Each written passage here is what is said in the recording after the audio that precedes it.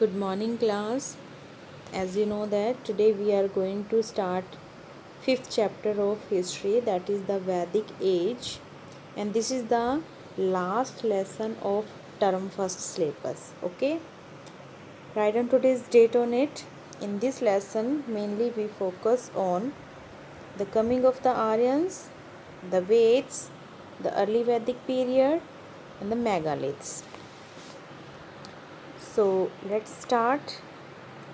The first topic is the dawn of a new civilization. The Indus Valley civilization came to an end around 1500 BCE. 1500 के करीब जो Indus valley civilisation थी लगभग उसका and हो गया. With its end, one can see the emergence of a new culture in the Indian subcontinent. और Indus valley civilisation के ख़त्म होने के बाद एक नया कल्चर देखा जा सकता था इंडिया में. The Vedas were composed during this period and hence it is known as the Vedic age. और इस टाइम में क्योंकि वेद लिखे गए थे, लाइफ वेदों के अकॉर्डिंग थी, तो दैट्स वाई इस पीरियड को वैदिक एज भी कहा जाता है.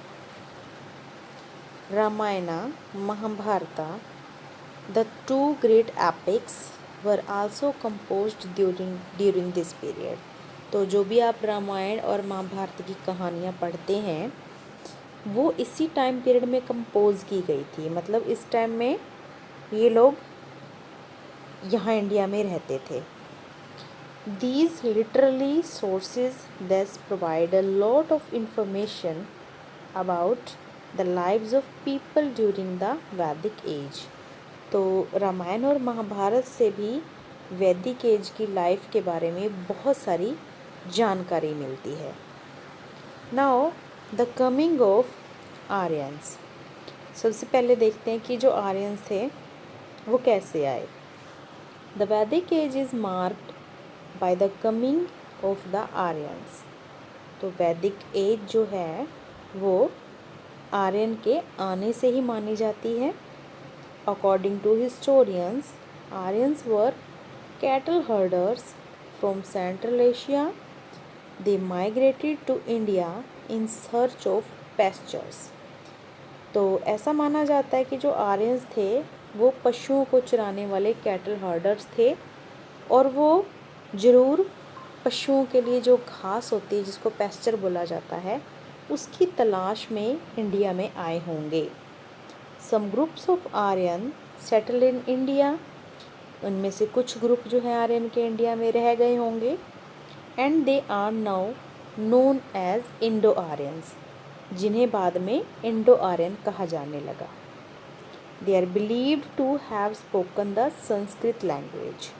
लैंग्वेज कौन सी थी इन आर्यंस की? Sanskrit. They entered India in waves starting around 1500 BCE. तो इंडिया के अंदर जो इनकी एंट्री मानी जाती है वो 1500 BCE के अराउंड मानी जाती है. दे first settle in Sapta Sindhu, land of 7 rivers region and later spread to other regions. सबसे पहले माना जाता है कि ये जो आर्यंस थे ये कहाँ पर आए? सप्त सिंधु यानी कि जो मेन जो 7 रिवर बहती हैं हमारे इंडिया में उन 7 रिवर के एरिया में आए और उसके बाद वे दूसरे हिस्सों में फैल गए. Sapta Sindhu comprises eastern part of present day Afghanistan, Punjab and parts of Uttar Pradesh. तो जो अभी हमने सप्त सिंधु के बारे में पढ़ा, जो 7 मेजर रिवर हैं वो कौन कौन सा पार्ट कवर करती हैं आज के टाइम में. जो वो हिस्से हैं अफ़गानिस्तान, पंजाब और उत्तर प्रदेश के अंदर आते हैं. Owing to some similar religious practices between the Aryans and the Harappan people, some historians refute the theory that Aryans are foreigners who came from Central Asia. तो ऐसा माना जाता है कि जो आर्यन थे और हड़प्पन लोग जो थे यहाँ पर उनमें बहुत सारी सिमिलैरिटीज़ थी, बहुत सारी सेम बातें थी। They argue that the Aryan were descendant of the Harappan people. और ऐसा भी माना जाता है कि जो हड़प्पा सिविलाइजेशन के लोग थे, उनके जो डिस्केंडेंट थे, यानी कि उनके जो पूर्वज थे, वो आर्यन ही थे। Their origin might be unclear, but it is generally accepted that the Aryans made a significant contribution to the Indian culture। हालांकि उनका जो ओरिजिन है, उनका जो जन्म है कि आर्यन कहाँ से जन्मे होंगे, वो पूरी तरह से क्लियर नहीं है, अनक्लियर है। बट फिर भी जो आर्यंस हैं उन्होंने इंडियन कल्चर को एक बहुत अच्छा कंट्रीब्यूशन दिया है। Now let's read about the Veda, जिसकी वजह से इस पीरियड को वैदिक पीरियड कहा जाता था। In Sanskrit Veda means wisdom और नॉलेज। तो वेद का मीन क्या है? विजडम या knowledge. For Hindus the Vedas are the oldest sacred text and they are also most important source of information for the Vedic age. हिंदुओं के लिए जो वेद हैं वो उनके लिए क्या है? पवित्र किताबें हैं और वैदिक एज के बारे में इम्पोर्टेंट इन्फॉर्मेशन भी है। The Vedas were first composed verbally and were passed down through generation. जो वेद थे उनको पहले लिखा नहीं जाता था, वर्बली मतलब वैसे ही ऑरली ही बोला जाता था, और अगली जनरेशन को भी ऑरली ही सिखा दिया जाता था। These were eventually written down in Sanskrit. उसके बाद इन्हें लिखना शुरू किया गया संस्कृत में। There are 4 Veds, namely Rigveda, Samaveda, Yajurveda and Atharvaveda. तो ये चारों वेद हैं। Many other texts were also composed during this period। वेदों के साथ साथ कुछ और किताबें भी इस टाइम पीरियड में लिखी गई थी। These include the Brahmans, the Upanishads, the epic Ramayana and the Mahabharata। तो कौन कौन सी किताबें लिखी गई थी? ब्राह्मण्स लिखी गई थी, उपनिषद, रामायणा और महाभारता भी लिखी गई थी। These books collectively constitute the Vedic literature। और ये सारी बुक्स किसके बारे में बताती हैं? वैदिक लिटरेचर के बारे में बताती हैं। So now let's see, the Vedic age is divided into 2 phases from 1500 BCE to 1000 BCE, और the early Vedic age and the later Vedic age। तो 2 हिस्सों में बटी हुई है Vedic age, which lasted from 1000 BCE to 600 BCE। First phase ये मानी जाती है, सेकेंड फेज ये मानी जाती है। This is known as later Vedic age and this is known as early Vedic age. Now today we will read about the early Vedic age. The early Vedic age is also known as the Rig Vedic age. This is because most of our information for this period comes from the Rig Veda, which is the oldest Vedic text। तो इस वेद को ऋग्वेदिक as भी कहा जाता है, क्योंकि ज़्यादातर information जो हमें मिली है वो ऋग्वेदा से मिली है, और ऋग्वेदा जो है चारों वेदों में से सबसे पुराना वेद है। The Rigveda is a collection of prayers which had composed in honor of Hindu gods and goddesses। Rigveda किसके बारे में लिखा गया है? ऋग्वेदा में मोस्टली प्रेयर्स लिखी गई हैं जो कि हिंदू गॉड या गोडेसेस के बारे में है। The text is organised into 10 books और मंडल्स विच कलेक्टिवली कंटेन 1028 हाइमन्स। तो जो ये किताबें, जो ये ऋग्वेद के सॉन्ग लिखे गए हैं वो 10 बुक्स के अंदर या 10 पार्ट्स में डिवाइड करके लिखे गए हैं, और जिनमें टोटल 1028 हाइमन्स लिखे हुए हैं, भजन लिखे हुए हैं। These hymns are to be recited at sacrificial rituals। और इन भजनों को, हाइमन्स को कब गाया जाता था? जब भी कोई सेक्रीफाइस होता था, मतलब जब जैसे ही कोई यज्ञ वगैरह होता था तब इन्हें गाया जाता था। Now life during the early वैदिक पीरियड, लोकल जो लोगों की लाइफ थी वो कैसी थी? During this period the family formed the basic unit of the society. तो इस टाइम में सोसाइटी की जो बेसिक यूनिट थी वो सबसे पहले थी फैमिली, नंबर 1। अ विलेज और grama formed the next upper level, और उसके बाद जो उससे हाई लेवल था नंबर 2 पे, वो विलेज था। A number of families constituted the village. Village किससे मिलकर बनता था? कई फैमिलीज से मिलकर बनता था। And each village had a gramani as its headman. तो हर एक विलेज का एक हेडमैन या ग्रामनी होता था।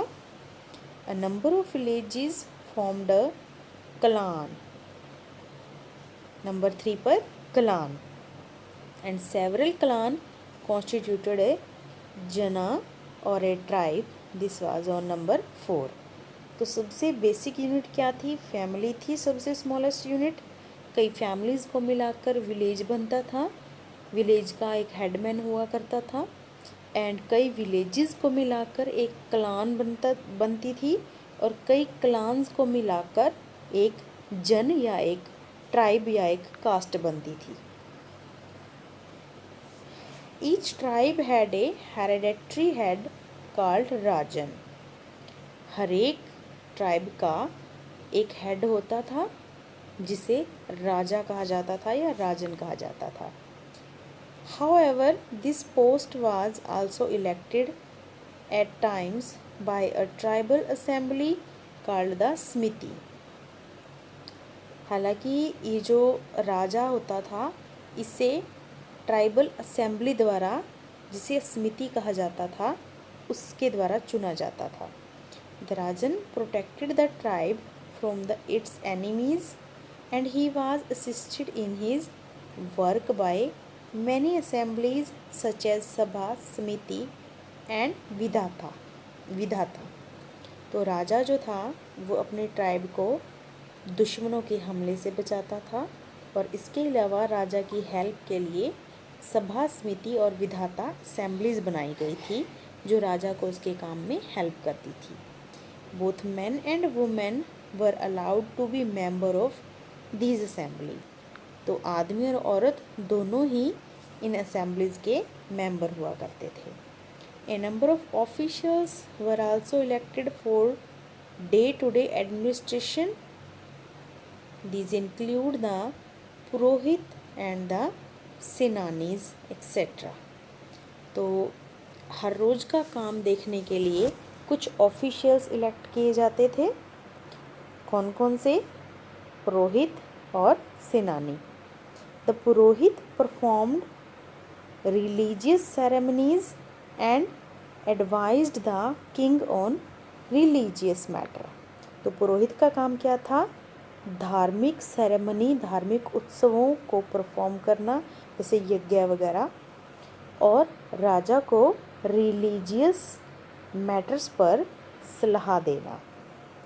The senani was the commander in chief of the army and led the forces during war. Senani कौन होते थे? आर्मी के चीफ होते थे, और वार के टाइम, युद्ध के टाइम में जो फोर्सेस थे उनको लेड करते थे। The rajan also received voluntary offering from the subjects which is known as bali. तो राजा को बहुत सारे ऑफरिंग दी जाती थी, मतलब बहुत सारे उपहार भेंट किए जाते थे जिन्हें बलि कहा जाता था। अब इकोनॉमिक लाइफ देखते हैं कैसी थी उनकी। The early Vedic people practised settled agriculture and villages rose up near these areas of cultivation। तो इकोनॉमिक लाइफ में अगर हम देखें तो लोग बहुत ही अच्छी और सेटल्ड एग्रीकल्चर किया करते थे, एंड इवन की इन एरिया में जो कल्टीवेशन थी वो भी काफ़ी अच्छी हुआ करती थी. From the Rig Veda we know that plough was known during this period and these farmers had knowledge of the changes in seasons and their effect on agriculture. तो ऋग्वेदा से हमें ये भी पता लगता है कि उस टाइम के जो किसान थे वो हल चलाना भी जानते थे. उन्हें सीज़न के बारे में नॉलेज थी कि किस सीज़न में कौन सी फसल हो सकती है, उसके अकॉर्डिंग ही वो फसल उगाया करते थे. And different artisans and craft people also existed during the Rigvedic period. बहुत सारे आर्टिस्ट और क्राफ्टमैन भी थे. दीज इंक्लूड चैरियट मेकर्स मतलब जो रथ बनाने वाले होते हैं, viewers, leather workers and potters. Metal work had also developed by the end of this period. तो इस पीरियड के एंड तक मेटल वर्क का काम करने वाले लोगों को भी देखा जा सकता था. Now look at this picture बेटा. आपको इस पिक्चर से काफ़ी सोसाइटी की जो सोशल लाइफ थी वो क्लियर हो रही होगी कि सबसे हाईएस्ट लेवल पर ये हुआ करते थे जिनको पुरोहित कहा जाता था. देन सेनानी जो रक्षा करते थे, एंड देन वैश्याज जो व्यापारी हुआ करते थे, एंड देन फाइनली फार्मर्स और शूद्राज जो कि सबसे लोअर कैटेगरी में हुआ करते थे. Now the next one is cattle were used for barter and exchange of commodities. Barter का मतलब होता है जब आप एक वस्तु के बदले में आपको दूसरी वस्तु मिले, पैसा ना मिल के वस्तु मिले, that is called the barter system. तो उस टाइम पे जो कैटल थे वो इस बार्टर सिस्टम या कमोडिटी के बदले में एक्सचेंज करने के लिए यूज किए जाते थे. तो कैटल उनकी सबसे बड़ा धन हुआ करता था. जैसे आज आपके लिए रुपया पैसा सबसे बड़ी मनी है ना, तो उन लोगों के लिए उनकी मनी कैटल हुआ करते थे. तो सोशल लाइफ के बारे में अभी भी हमने एक पिक देखी है. Let's read about it.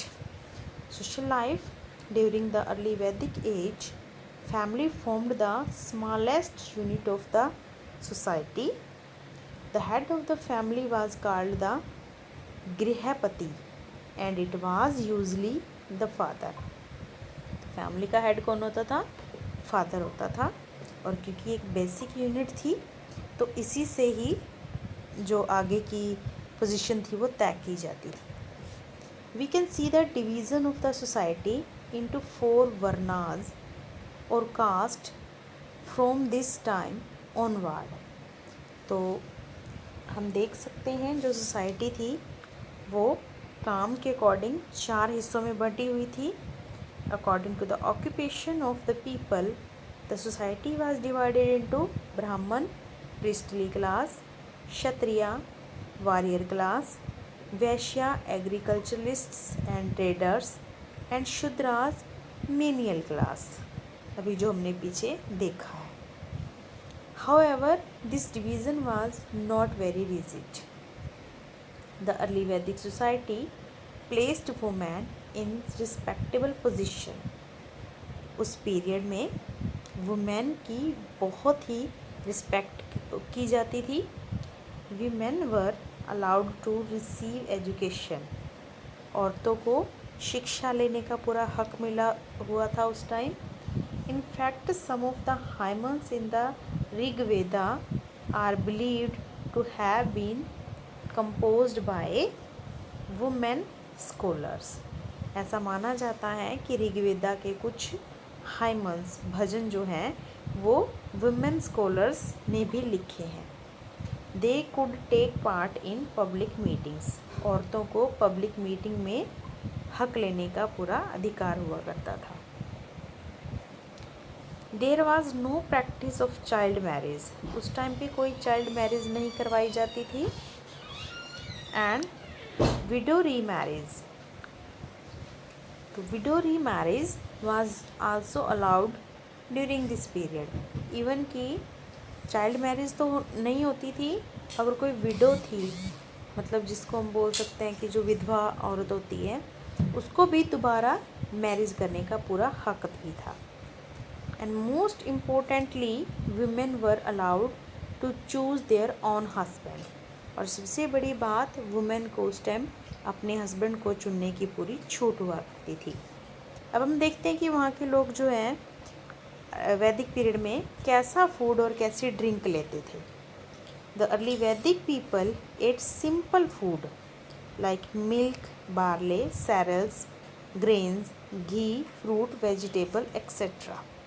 तो सिंपल फूड लेते थे and different varieties of meat were consumed during this period. अलग अलग वेराइटीज़ के मीट भी उस टाइम खाने में परोसे जाते थे। एंड इंटॉक्सिकेटिंग ड्रिंक्स, इंटॉक्सिकेटिंग होता है जो नशीली ड्रिंक्स होती हैं, लाइक सोमा, सोम जिसको हम अमृत बोलते हैं, एंड सूरा जिसको हम विष बोलते हैं। तो सोमा और सूरा नाम की इंटॉक्सिकेटिंग ड्रिंक्स भी उस टाइम पे कंज्यूम की जाती थी।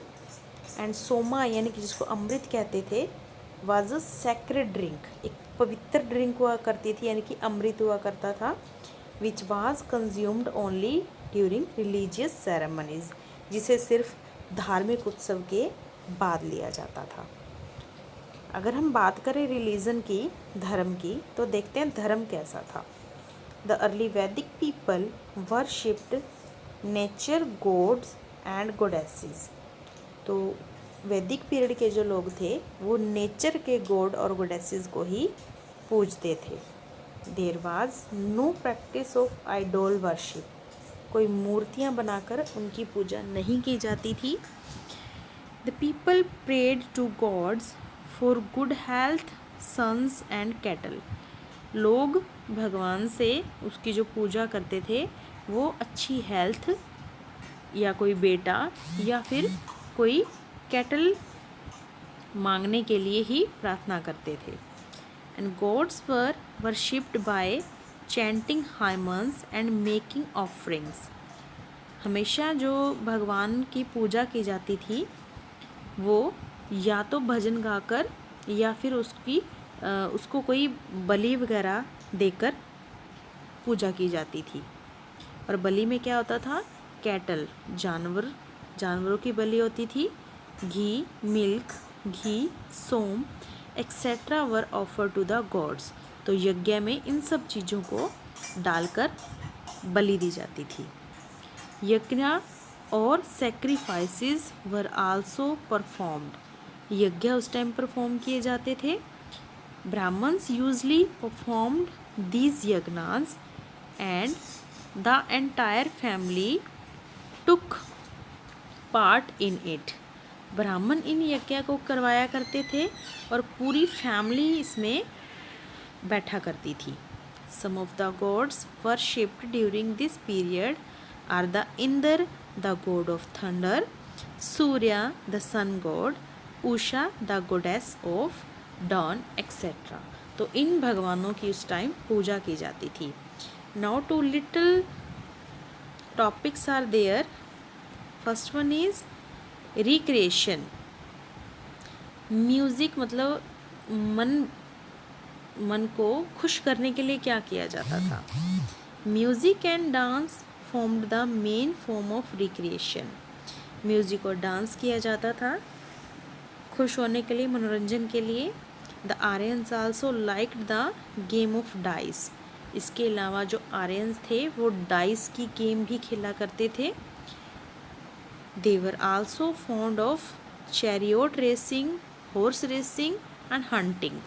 इसके अलावा आर्यंस को क्या क्या पसंद था, रथ की रेस करना या हॉर्स की रेस करना या फिर हंटिंग करना पसंद था। And finally the dress and ornament. During this period the ornament peoples used include earrings, necklace, armlets and bangles. ये ऑर्नामेंट डाला करते थे उस टाइम के लोग। Man and women of this period wore similar clothes. आदमी और औरत लगभग एक जैसे कपड़े पहना करते थे।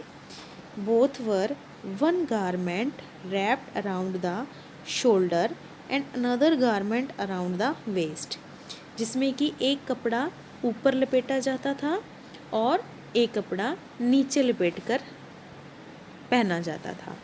तो this is all about the Vedic as. Now in the next period we will read about the later Vedic age. Today we have completed the early Vedic age. Hope so you have enjoyed this topic carefully.